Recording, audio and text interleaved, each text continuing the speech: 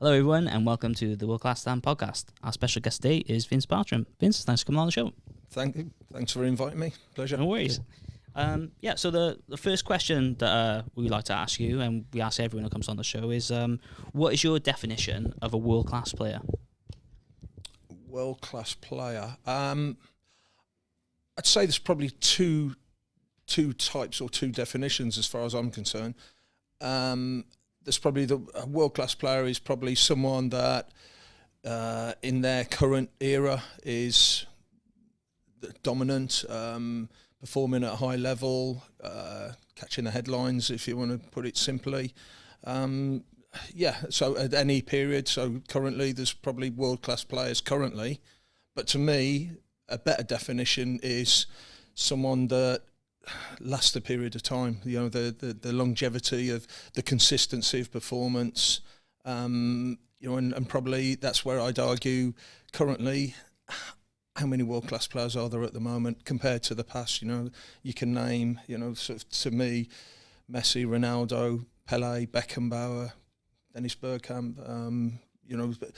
The names that you can think of. I struggle to think of too many names nowadays. You think about the Euros, I can't even think of half the players that played. I couldn't name you one of the Spanish players apart from Mbappe, who plays for France now. I struggle with that, and that epitomises to me my definition of a world-class player is someone that probably stands the test of time. And at the moment, I don't think there's too many of those. Maybe it's there's a changeover period because Ronaldo, Messi, even people like Modric, they've sort of been the world-class players and they're coming to their end. Where's the next wave sort of thing? So is it players that kind of you hear about even if you're not really watching a lot of football? Those names that just... Well, no, I think probably you need to be a football fan. I suppose, someone like Gareth Bale maybe, I've not even mentioned winning anything. The world-class players, probably don't have to win that much. Ronaldo, domestically has, but internationally on the world stage, he's won things sort of in Europe with Real Madrid and domestically. But Portugal, they've won the odd thing, and he's been there. But someone like Gareth Bale, probably a world-class player, lifted Wales to the highest level they've ever been. And look where since he's retired, they're dropping away. Sorry, you're Welsh, Cardiff boys.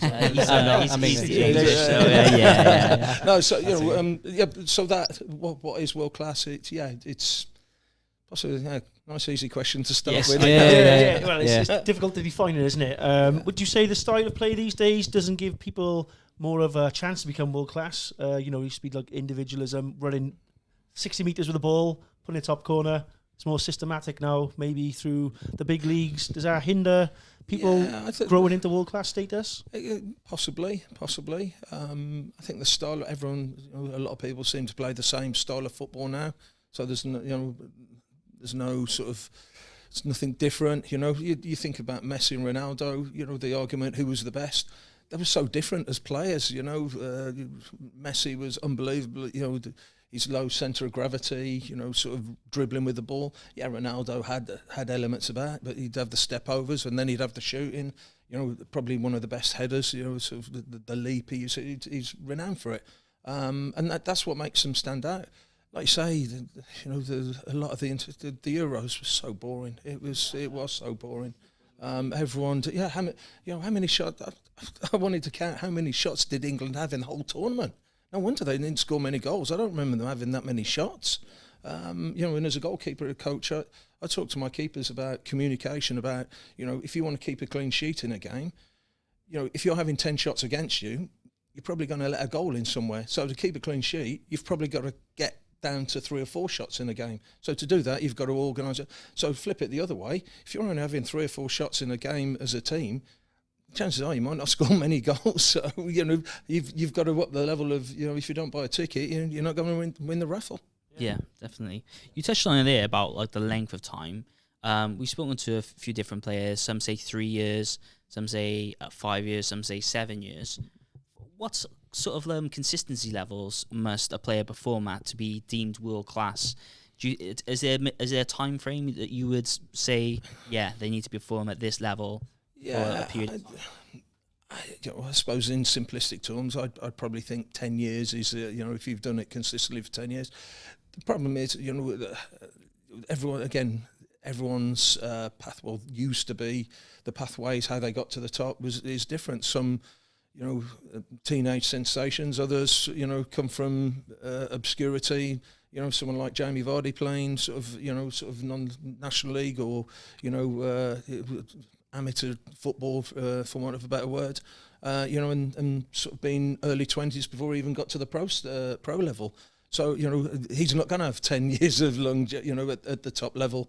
But I think, it's tough what the definition of it. It's different for everyone, isn't it? It's opinion, purely an opinion-based conversation. It's opinion, and I think it's that feeling, he's world class. Yeah. Well, why? He's good. As we say, it's hard to describe. Yeah. For me, you got to bring a different style to the game and implement that on the game. Like you say, like Gareth Bale's got a different playing style to Zidane. Zidane to Mbappe, who's for me, he's built borderline. I know he's had a good couple of seasons, but he didn't deliver in the Euros.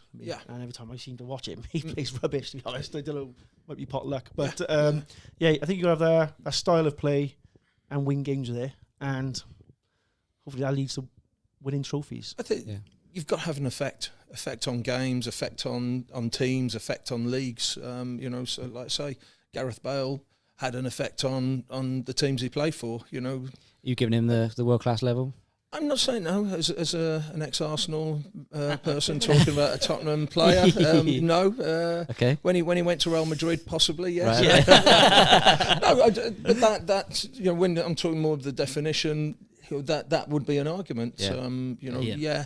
He almost single-handedly raised the level of the Welsh national team. Again, I'd love to. It's probably harsh on Ronaldo. He's gone to Saudi Arabia. Has he had the same effect there? So is he world class? His effect on a team. It's obviously diminished because of his physical attributes now and his age. If he'd have done that when he was younger, would he have raised everyone's levels? And that same effect. So it's interesting. World class players, a lot of them play with other world class players. So it's is it easier to look good in a good team? And it's harder to look good in a poor team. Yeah, you're right there actually about standing out. Bale in the Welsh national team, there probably was a handful of Premier League players. Aaron Ramsey, probably next best player. Played for Arsenal as well, obviously. But you managed to galvanise the team, and then whenever it was a big moment, it was always Bale on the end of it, either creating it or scoring the chances. So it's a good point about actually world class players. Do they elevate the team as a whole? Just them. So you're a goalkeeper, obviously. Just touch on the world class goalkeepers maybe in your era. Any names sort of spring to mind for you? If any, from my time, I was lucky enough, at Arsenal with Dave Seaman. I don't think people. He was obviously England's number one and Arsenal's number one, and he was accepted and acknowledged as a top keeper, but. I went and worked with him for 4 years, and I saw him every day, and my admiration for him went up. He almost made things look too easy, and for me to see him work every day, and he wouldn't just make a save; he'd catch the ball. There's a story. I might not. I might have to be careful about it, but it proved to me just how good he was, and that he didn't. Even his peers at Arsenal, some of the players, the outfield players, probably didn't appreciate just how good he was. But seeing him every day, obviously at the same time, Schmeichel, again a different style, but he's. I think again, you talk about having an effect. People talked about his different style, about some of the types of saves he made. That's unique. I suppose the only person currently in that bracket would be Ederson with his distribution. He's got that niche, that special talent. So I'm not sure Ederson's as good an all-rounder goalkeeper. I'd like to see him playing in, I don't know, maybe Southampton or somewhere like that, and still see if he's as accomplished and calm on the ball when he's not got the top level players around him. But he's certainly a keeper that suits Man City's style of play, and he's certainly helps them as a team. Keepers, obviously, you got Alisson. He's a top class goalkeeper. He plays in the Brazil team ahead of Ederson. Personally, I prefer Ederson to Alisson for what you said there about distribution, because I've seen him play live a couple of times and he can just ping a ball 70 yards. Yeah. So it gives you that different threat. So you can, if you press up high against the back four, you can just ping one straight over the back of you, and then obviously you can play out from the back as well. Some of the other players, obviously Alisson springs to mind. But outside of that, I don't think there's many world class in the Premier League goalkeepers. Thanks. I'm glad you said that. I'd agree. It's as a goalie coach, as someone that's worked in academies. The emphasis of what goalkeepers have to do. I read someone the other day. I don't know if it's Spain or Holland. There's a goalie coach doesn't call the goalie a goalkeeper anymore. He calls him a playmaker. And that starts where I tell my goalkeepers, first and foremost, you're called a goalkeeper. You keep the ball out the goal. The clue's in the name. And I think the modern style has slightly gone away from that. And I do blame the FA a little bit for what they teach on the courses, and how they I've been on courses with the FA, and it's all about playing out and distribution. And then watch England, and I don't see Pickford playing out that much. Especially, definitely not compared to Man City and some of the Premier teams. They get the ball forward, and I'm like, well, why not practice what you preach, sort of thing. And I think it's a message that, particularly through the academies, is a bit of a problem at times. And I'm not sure. The keepers coming through nowadays, the balance is right on, like I say, that. Yeah, once you get hold of it, I say to the lads, once you catch it, you become the first point of the attack. But it's almost now the balance of defending the goal to, starting attacks has gone the other way. Almost like sweepers, more emphasis is on the distribution and being an outfield player than a goalkeeper. Yeah. Oh, we spoke to Neville Southall on the podcast, and I can imagine Neville. He was fun. He wasn't impressed. Good keeper. I was a big fan of Neville. World class for you, Neville. Sorry, world class goalkeeper, Neville Southall. Yeah. Again, from that ilk, from that sort of era, when they were proper, catching the ball. Well, not just that, you could get hurt in those days. You come for a cross now, and if anyone's in 3 or 4 yards, so why they don't come for more? They don't come for crosses now. I'm not overprotected. I'd always defend the goalkeepers. But Neville's so brave. Again, we talk about talking about the distribution. I've got a bigger one. The foot save. I talk to my goalies about it. I see sessions, 2-hour sessions on foot saves and practicing, and they're practicing getting their leg in a certain position. I'm like, I played a testimonial game a couple of weeks ago. I'm sort of not a great level, but I made a foot save. I've never practiced a foot save, but I still made one because it's a natural reaction. I see these sessions and then I get lads come along that have had these sessions. And then there's a simple save and a simple catch, and they're trying to make a save with the feet. And again, you save it with feet. I've never seen anyone catch a hard shot, save it with your feet, that the ball sticks, because it's going to bounce off, and then there's a chance of a rebound. If you go with your hands, you've got a chance of catching it, and then A, you're not going to concede because there's no rebound, and B, you've got the ball, you can start the attack. Yeah. So again, another area where I think we're losing the balance. And again, like say Neville, Bob Wilson. Love Bob Wilson, one of the best coach I've ever had. I've seen pictures of Bob where he's diving at the ball head first. You don't see that anymore. No, it's absolutely mad. And my day we used to get people used to say, we must be mad to be a goalkeeper. And now it's it's probably the safest place on the pitch nowadays. Yeah. Well, if you're saving with your feet, it's going to have to be a scorpion kick, really, isn't it? Every time, if you can pull one off. Like Colombian keeper, was it? Yeah, like a Colombian boy. Yeah. Is it Higuita? Higuita, I think. Yeah. I remember the jersey as much as the side. Yeah. He had the mad, And the hair, Yeah. Brilliant. Okay, so on to England's Euro performance. They got to the final, come up short just against Spain. What do you make of England? Obviously, we touched on it a little bit boring at times, but they kept getting the job done, and eventually, succumbing to Spain in the final. Is that the best they could have hoped for, or do you think maybe with a different manager they might have been able to go all the way? I don't know whether it's the manager, whether it's the nation as a whole. I'm not a massive England fan. I've never owned an England shirt in my life, even as a kid. It was. It's not. I watched most of the games. I just think it's modern international football. It's there weren't many goals in the whole tournament, and I think that's the Premier League.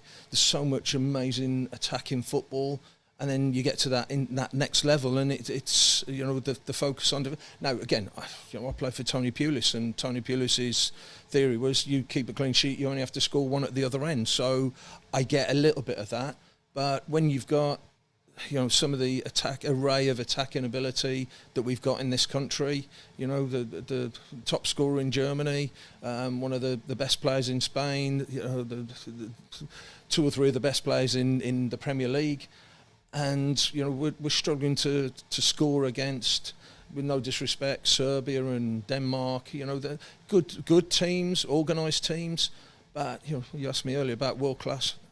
They're not exactly world-class teams of the past. Your Argentinas and Italy's and Brazil's of the past. So I think it was a massive missed opportunity. The reasons why, I'd be the technical director of the FA if I knew that probably, and I'd be able to have something to do with it.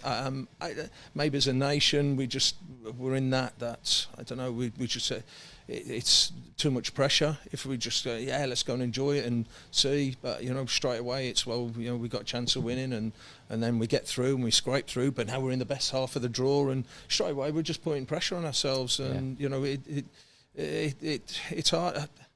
Spain were the best team at the tournament. Again, is it the best Spanish team you've ever seen?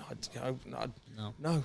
And if arguably the English squad with the best talent we've had for a long time, we still can't win that tournament, then I think I think questions have got to be asked.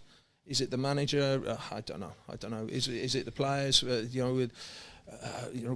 Again, Harry Kane, was he informed? Was it there's talk about he'd got an injury? It's a brave manager not to play him. Yeah. Because if he doesn't play him, the press are going to be asking him straight away, why are you dropping Harry Kane? So maybe he felt he'd got to play him. I don't know. It definitely feels, as a England fan, like maybe one got away from us there. Like you say, good half of the draw, very good draw, run to the final. Netherlands were a difficult team to get past, but I'd have to say this time, I think the manager may have just been that differential that we didn't have. And again, if we hadn't have got to the final against Italy, at Wembley, so it's the second Euros running where you've got so close, and why, again, that Italian team. I couldn't name you one player from that Italian team that night. Again, not the best Italian team. Not the best Italian team you've ever seen. There's no Maldinis, no Costa Curtas, no Del Piero, or Baggio, these great names. He was in that Italian team 4 years ago or 3 years ago, whenever it was, COVID times. And so that's what I mean. So if this year had been a one-off, but the fact it's happened 2 or 3 times now, I think, is it the manager? Is it is it the way he's setting up? Is it the messages he's giving the players? I didn't see how they were, when City play and Foden, you can see how City are trying to score, the intricate passes, this, that. I don't know England how they were trying to get up the pitch. What sort of goal, what's the ideal goal they're trying to score? Harry Kane scores a lot of headers. Were we getting the ball in positions and putting balls in the crosses for him to head? Those are the sort of questions from me personally. That what sort of messages are the players giving? Now, if they were getting those messages and it was this is what we want, and they're not doing it, then it's down to the players and not the manager. But like I say, unless you were in the training camp and seeing them train and listening to the talks, there's only probably 30, 40 people will know that, and they're the people that were in the England party for the Euros. Yeah, it's the same. The balance seemed off as well, didn't it? Everything was coming down that right side, and as soon as the teams figured that out, Saka was double marked. Nothing really on the left, where you had that kind of Trippier on the right, great right back, but not really performing as a natural left back would. And again, some strange. He brought Tony on for the Serbia game, and created the chance for the Bellingham overhead kick. And the next game, we need to make a sub, get Tony on. And then Watkins comes on. And it's now, is he being clever and he knows the type of players and it's a different player for, that's and then like Luke Shaw for the final. Yeah. And okay, they've all come on and done well. Yeah. But just there's question marks. That was a strange one for me, playing Shaw in the final. I think I'm not saying Trippier left back was ideal, but it's a big risk putting Shaw in it, and he's sort of coming off the any first team football for a long time, and playing him the whole game, he could have maybe protected him a bit by bringing him off. And but I don't know why they didn't take that Tyreek Mitchell, is it, from Crystal Palace? He's a natural left back. He could have maybe done the job for the first few games until Shaw was fit, or maybe Chilwell for me is England's best left back, but I'm not sure why they didn't go down. Well, again, you look at Spain. Cucurella is not the best player in the world, but did really well, didn't he? Did well, and he's one. He's a specialist left back. He's a specialist left back. So again, the question mark is, if you've got a squad of players, you need, before you go, the planning. If he's not playing, he's going to play there, and to only go with one recognised left back, I don't. His feelings must have been that, Trippier can, like you just said, can do a job. Now, it's all right doing a job, but you might get away in the Premier League, someone doing a job for one game or two games. But if you're going to a Euro Championships, you need someone to perform, not just do a job. And that again, maybe he didn't. Maybe he thought he could do, not do a job. Maybe he thought he was the best player for the position. So stuff, isn't it?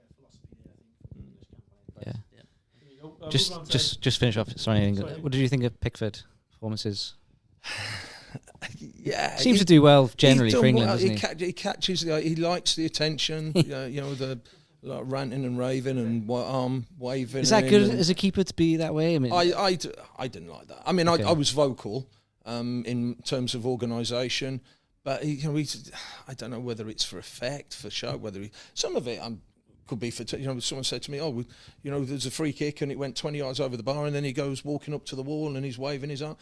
I think some of that is just time wasting, and it's a way that I'm not going to go and get the ball if I. So again, you don't know what he's actually thinking at the time, but some of it is too much, and I think you set yourself up for a fall when you're like that. I'd rather him just concentrate on his goalkeeping. For me, I think he parries too many things. The number of times Pickford saves and they score the rebound, either catch it or get it to a safe area. The issue is, if you don't play him, who's coming through? Who's the next one? And again, I like Ramsdale, but he's played 2 games in the season, so he's not going to play and be your number 1 goalkeeper. He's your number 2 goalkeeper. That's a bit of a worry that your number 2 goalkeeper has played 2 games in the Premier League in the season. So I think it's a worry. It's an issue. Yeah. And as a Gooner, as an Arsenal fan, I like him. I'd still play him. Last year, why. If they spent 15 million on Raya, I'd rather them spend 15 million on a new striker. I think that's probably cost them the league, not the goalkeeper. Unfortunately, you'd rather have Ramsdale over Raya, yeah? Is that what you're saying? Possibly. Okay. Possibly. If the manager, I don't mind the manager wants to play a certain style, but I'm not sure. If he's got 30 million or whatever, I think the priority they missed that star striker. If they'd have had that star striker, that might have been the difference last year. Yeah. I don't think the goalkeeper made all that much difference. Okay. I get if you're going to replace your goalkeeper, it needs to be a massive upgrade on the goalkeeper got currently. And I don't think it was. There's not much difference for me between Raya and Ramsdale. I agree. They're about the same. So, going out and spending majority of budget on like-for-like goalkeeper, okay, you got that bit of depth for your squad, but like you say, priority-wise, you want to get someone who, like maybe Ivan Toney or someone like that who can sit the ball in the back of the net, and that's your... No, I get that, the goalie coach worked with Raya at Brentford, and, he knew him, and, he likes him and wants him. That's football. That's fine. Like I say, but when they're falling short because of the lack of goals, not because of the lack of goals the number of goals they've conceded. And they've still not signed anyone yet. But fingers crossed. Definitely. Okay, so sticking to domestic stuff. Local team Southampton, they've gone into the Premier League. They got past Leeds in the playoff final. They controlled the game really. Did you see that playoff final, and what did you think of the performance? I saw the last half hour. I kind of got in just to see the last half hour. I mean, over the course of the season, it was an interesting season for them. Obviously, it started off new manager, new style, very different way of playing. It looked like they were going to get caught out. And early in the season, they conceded some poor goals, but they just got rolling just at the right time. And when they went into the playoffs, they were flying, and then they had a little blip right at the very end of the season. I think 4 or 5 games didn't look good, but they pulled it back, beat my team, the team I supported as a kid, West Brom, in the semi-final. And then Leeds in the final. 2 big teams, and it could have gone either way. But they got the goal, and big Alex, was superb, dominant, and showed his class, and Brilliant. Back to the do you think they'll do all right? Do you think it'll be tough? I imagine, obviously. It's interesting. I mean, we had Eastleigh here. We had played them in a friendly last Friday. They brought their whole squad. They had 2 11s. First 11 played first half. Second team, another 11 the second half. Apart from Walker Peters and Jack Stevens, it was their full squad. And they look good. Will Smallbone looked different class. That's against us, no disrespect to our lads, we're National League. They should look good again. The thing, you then look at that, and we come in the office after, and they beat 7-1. It probably wasn't a 7-1, but they were very good. They were ruthless in front of goal. And then we sat in the office after, and you think, well, this team's got to go to Chelsea, and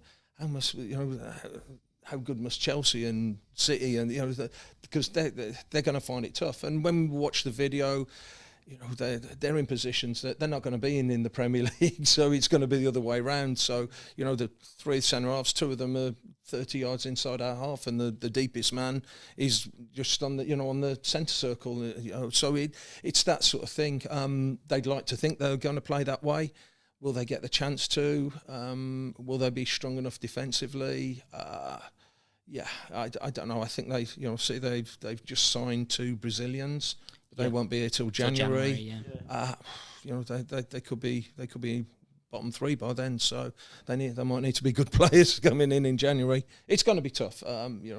Any club that comes up. The good thing for Southampton, they've they also had the parachute payments. They've bounced straight back. I think historically it's shown that if you can bounce straight back, financially it's you're more stable and it's easier. The problem is if you go down and lose the parachute payments, and then you have to come back, a bit like Forest, and a whole new team. That's where it's a bit harder. They've got a chance, but it's going to be difficult, I think. Yeah. Do you think one of the reasons, obviously you played in the playoffs in your career, one of the reasons why maybe Southampton had the edge, or what I feel was Leeds, right up until the last game, they was fighting to get into the automatics. So the mindset was more towards, having to focus on getting that last automatic spots. Where Southampton, they was already focused on the playoffs a little bit earlier and can start getting into that mindset. Do you think that kind of favours Southampton as opposed to Leeds? How much does that, the psychology of, getting yourself ready for the playoffs, factor into that? Yeah.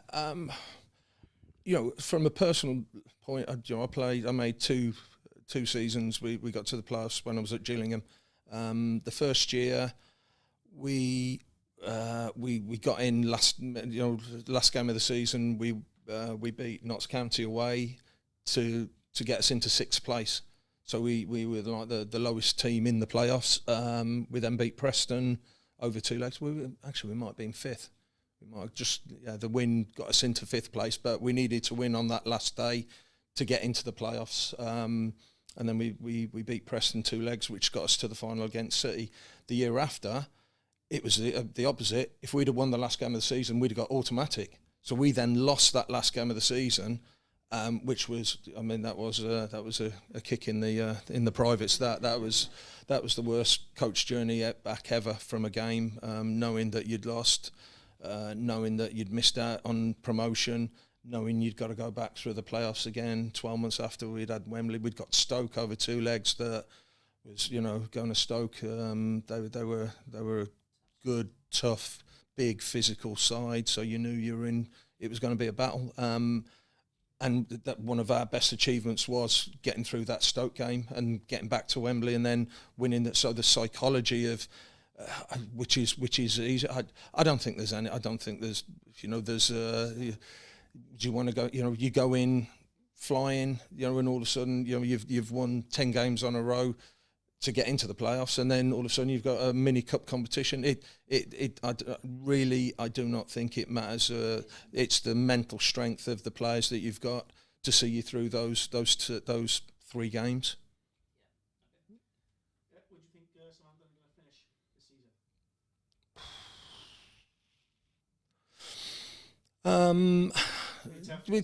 Because I hope knowing a few of the guys there, I hope they're fourth from bottom.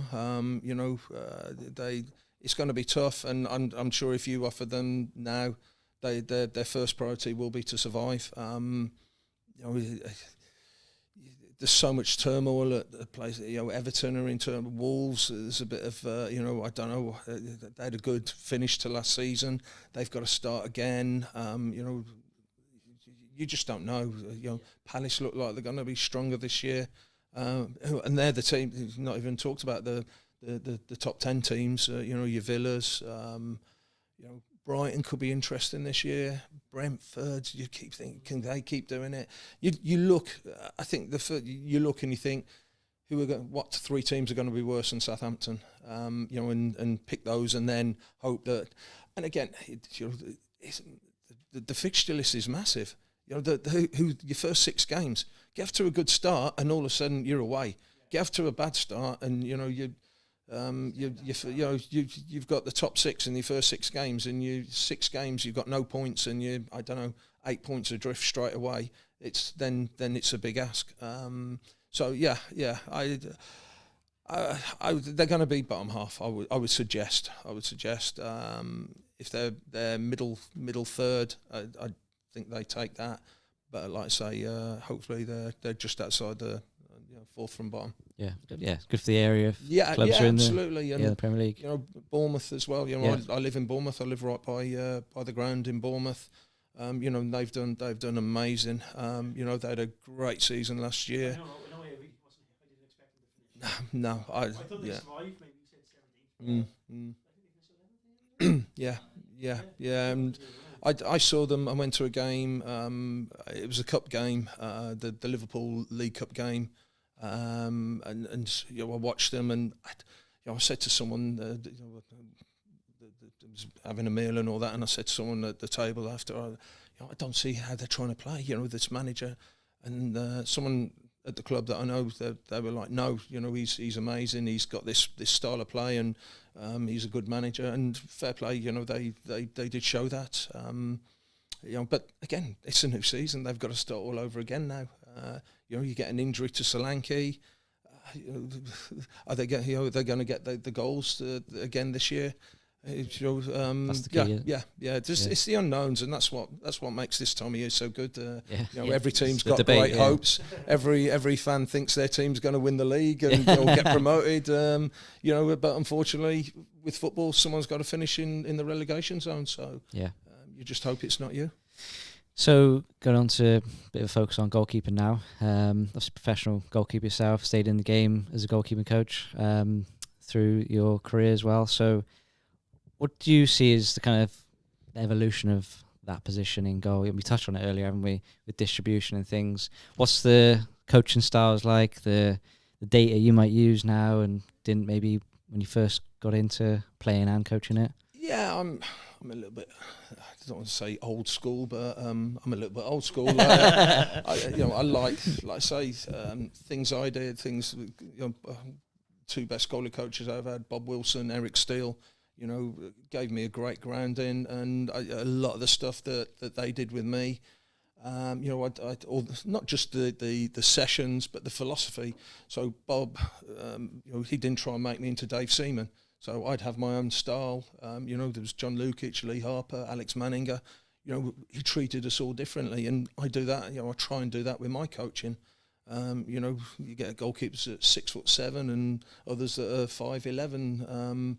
And you've got to find a way as a coach. You've got to try and develop them all in their own ways. They'll all have different styles. They'll all have ultimate different levels. They're not all going to be Premier goalkeepers.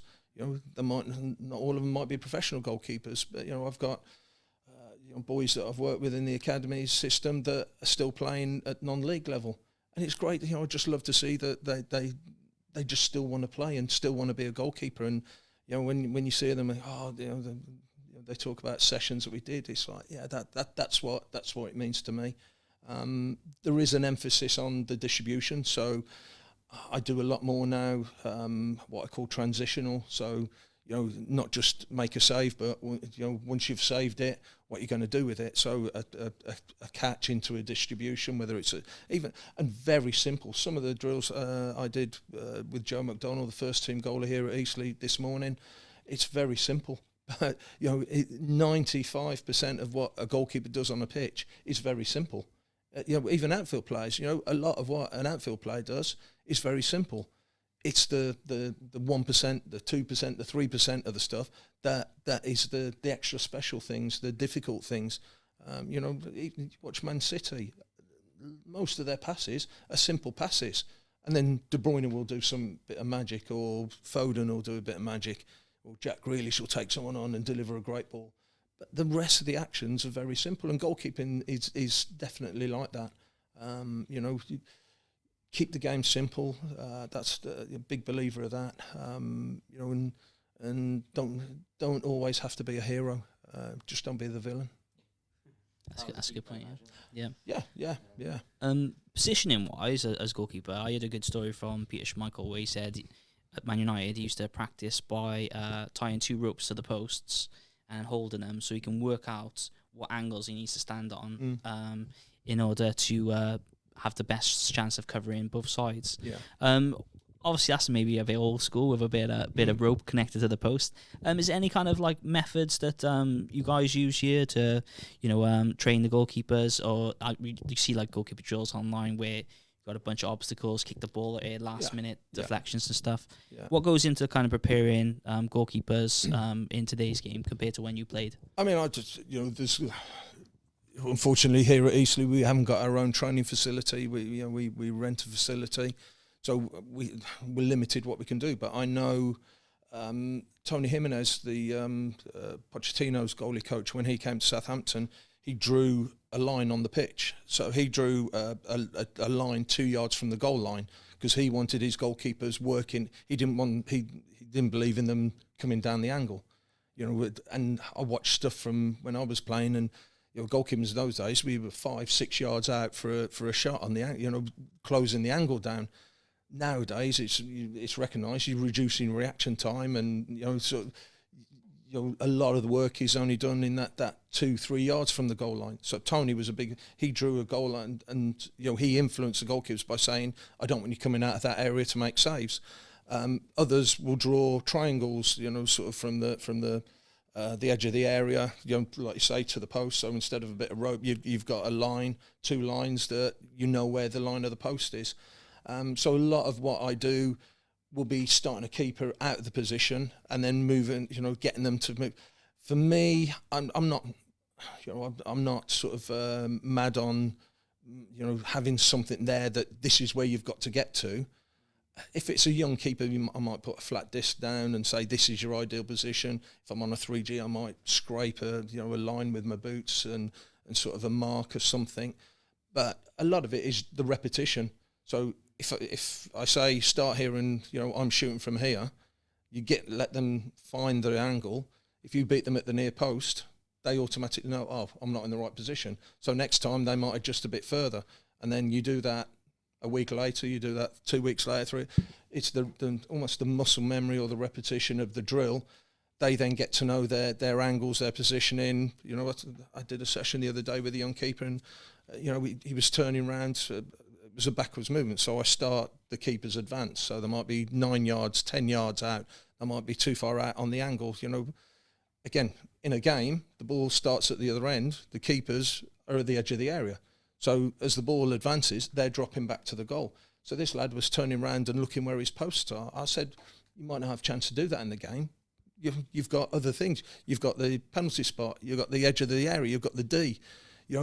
Peripheral vision. You've got to know where you are without looking around and without knowing where your posts are. So a lot of the sessions are based around trying to, affect their positioning, but trying to get them into the right position at the end. Like you say, there are visual aids you can do, but a lot of it is just, test and or trial and error sort of thing. Yeah. And what about footwork as well? So obviously you do see a lot of times when keepers get caught on the Premier League, they're flat-footed and on their toes.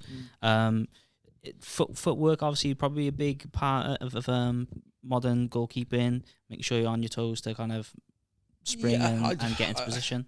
I'd argue it's probably gone the other way. I mean, sort of 20, 30 years ago, a lot of it was cones. So, working your feet over cones, and I still do that. I'm a big believer that, not crossing your feet, it gets you sort of light, quick on your feet, moving your feet.